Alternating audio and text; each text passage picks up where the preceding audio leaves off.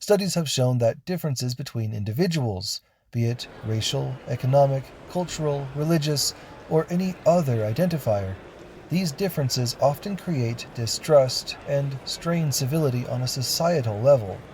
How can I trust or even understand someone who dresses differently, talks differently, and especially believes in different things than I do?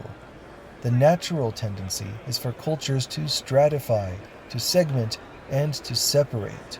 If it wasn't for the strong economic forces that tie us together into our tentative societies, there would be little reason for our cultures, our nations, and our civilizations to exist. After all, throughout most of human history, they didn't.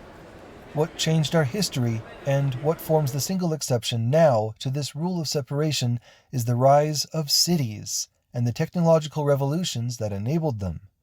It is no coincidence that the rise of nation-states corresponds so neatly with the development of trains. Trains that connected communities, enabled trade of goods and people, and built the great cities that anchor our arts, cultures, and economies.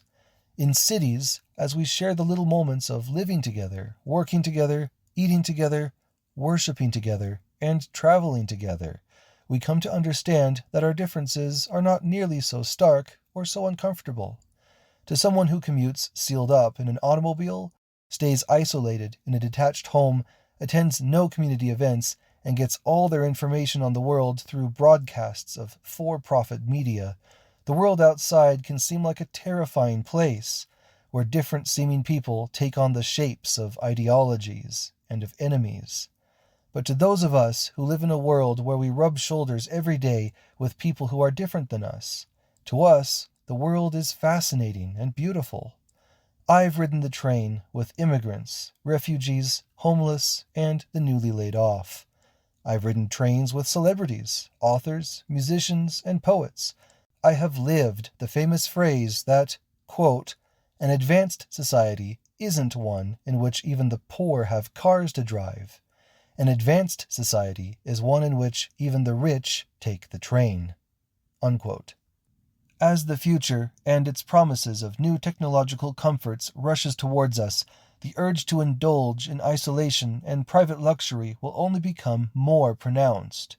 I believe this can and will be profoundly unhealthy on multiple levels. We must be conscious of which forces pull us apart and which bring us together.